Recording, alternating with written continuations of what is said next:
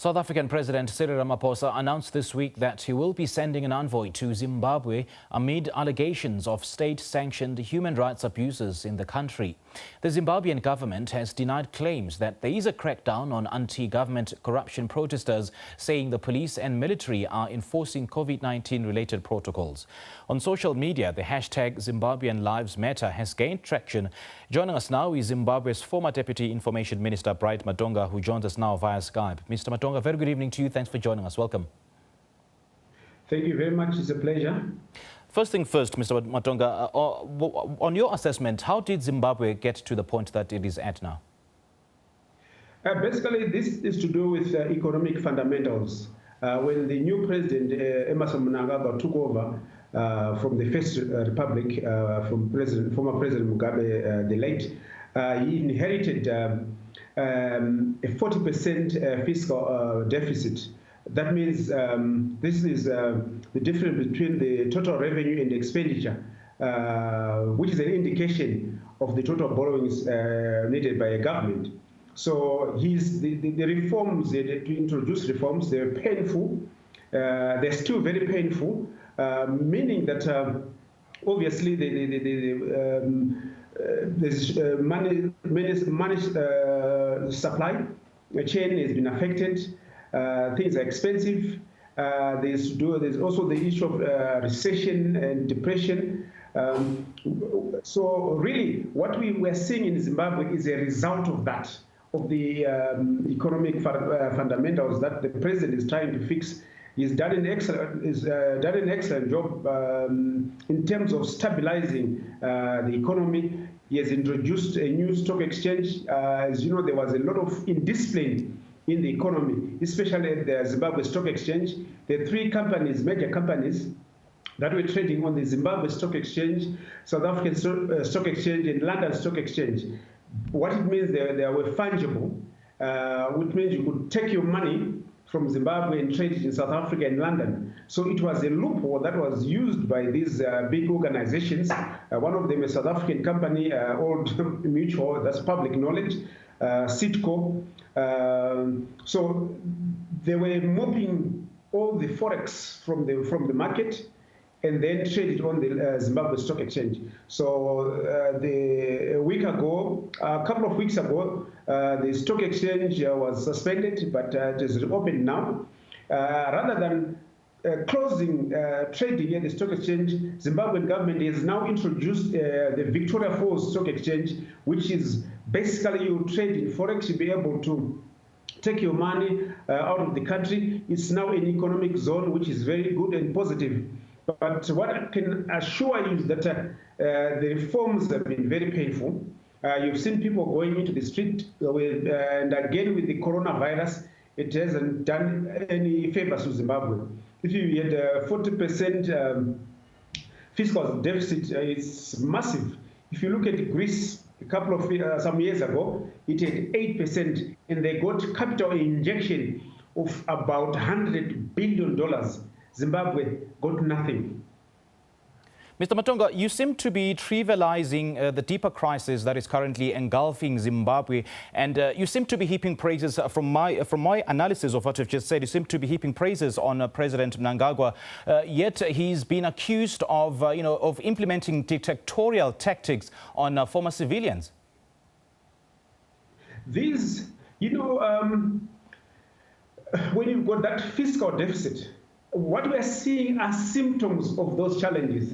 So rather than addressing, people are focusing on what happens when there are economic challenges. So this is what happens when there's a deficit. This is what happens when there's a recession. People go in the street, people protest because they are painful. And really you can't blame people for protesting, because they are democratic right to do so. And we've seen what has happened in the past week. Especially on social media, because the crisis now is on social media, big time. It has really gone bonkers, and they've exaggerated what is on the ground. Zimbabwe is still very peaceful.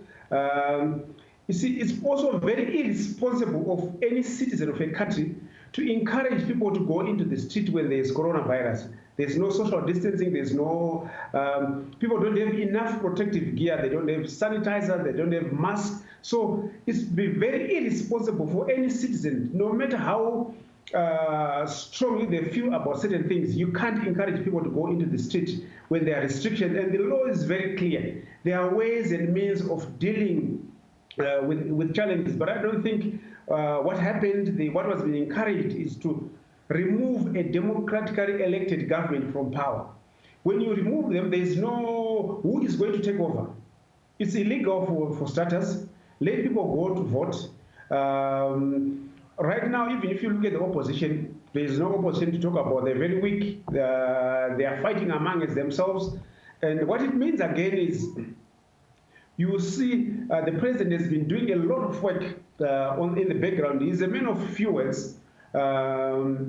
There's a lot of construction going on, mining going on. There are a lot of positives. Okay, Mr. Matonga, you are suggesting then that the government isn't really cracking down on anti-government protesters, but merely enforcing COVID-19 related protocols to get people off the streets. But what about the activists, including journalist Hopel Chinono, who've been arrested and have been denied bail? We have more than 200 journalists. The journalists have been reporting about corruption every day. No one has been arrested. So for Chimono, I think he crossed the line, and he's a friend of mine. When you say people have to take the law into their own hands, I think that's very irresponsible. You can't, journalism comes with responsibility. You cannot utter, especially when the situation is very volatile. People will go in the streets, they get injured, people will fight, shops will get burnt down. We've experienced that before, and it hasn't been a good experience. And the government has got every right to make sure that citizens behave and act with responsibility. Democracy doesn't mean that you do whatever you want, say whatever you want. You do that with responsibility, making sure that your democratic rights do not infringe rights of the state, rights of other citizens of the country. Well, what's your analysis then of, of the genesis of this crisis in Zimbabwe? I mean, who calls the shots in that country? Well, the general narrative is that President Mnangagwa is the one who calls the shots. He's the one who's implementing these so-called dictatorial antics on civilians. But then some analysts disagree, saying that, well, since Zimbabwe is a military state and President Mnangagwa is simply a hostage to the military and is bereft of any legitimacy and is largely isolated. Is that the situation in your observation? No, President Mnangagwa is in control. He was elected, he won, ZANU-PF won resoundingly. They won 180 seats out of 270 seats of parliament. So they have more than two-thirds majority. So he's got that mandate. I think people that are trying to, because of the economic reforms, which are very painful, there are others also who are pushing their agenda. The biggest mistake that Zimbabwe made was to take land, to claim their land. The second biggest mistake was to get involved in the Democratic Republic of Congo. The Americans have never forgiven us for doing that, and they've never forgiven us for taking land from the former white farmers. But what is positive now is that Zimbabweans have joined hands together, black and white. We're working as a team because we're saying this is the only country that we have. We cannot keep on fighting every day, and it's the Zimbabwean people that lose out. So what is on the ground is a united Zimbabwe, black and white, working together as a team to rebuild this country. It's us, Zimbabweans, as black and white, who put ourselves in this mess, and no outsider would come and fix this. It's only us as Zimbabweans, a united Zimbabwe, that would come and fix the mess that we are in. Okay. Now, I know other people would want to see chaos in Zimbabwe, see what has happened in Libya and other countries. It's not going to happen in Zimbabwe. President Emerson Mnangagwa is in control. There is no opposition, really. It's unfortunate that the opposition are fighting among themselves, which means there won't be any checks and balances, which we need as a democracy. You need a very strong opposition. You need a united opposition so that there are checks and balances. But so far... Just a quick one, Mr. Matonga, just before I let you go. We don't have much time, unfortunately. We've seen South African President Cyril Ramaphosa sending envoys to mediate in the crisis in Zimbabwe. But then he's been accused of acting in the spur of the moment to sort of fend off the international criticism for South Africa's failure to take a stand. Do you think that's the case, though? Or do you think South Africa was simply allowing Zimbabwe to solve its own problems in the spirit of sovereignty? No, South Africa and Zimbabwe, we are one country. Your Albert Lutuli is Zimbabwe, so a number of your MPs, people there, we are one country. And if whatever happens in Zimbabwe, that has been the tradition, or in South Africa, you talk to your neighbor. If they need assistance, they will ask for that assistance. So I don't think even the sending of envoy to Zimbabwe, it was an agreed principle, because that's what happens when we are neighbors. President Mnangagwa is the chairman of peace, the organ of peace. So really he has to inform is the chairman of the AU, who is President Ramaphosa. I don't think the envoys are coming with a view, with taking sides. They want to understand, they want to hear, they will engage, obviously, the ambassador here, they will engage the opposition and the government and even civil society. That's why they're coming over. They're not just coming to endorse whatever. But Zimbabwe is a sovereign state. So is South Africa. That has to be respected. SADC protocols, AU protocols, everything starts from SADC. If there is a challenge, the neighbors will come in support.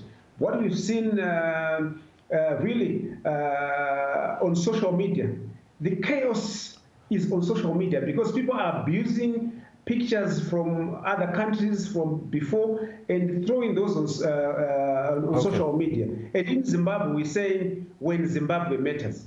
All right, let's leave it there for now. Thank you so much for your time, Mr. Bright Matonga, the former Deputy Information Minister, joining us via Skype. We appreciate your time. Thank you. Let's take a quick break, and the Globe will continue shortly thereafter.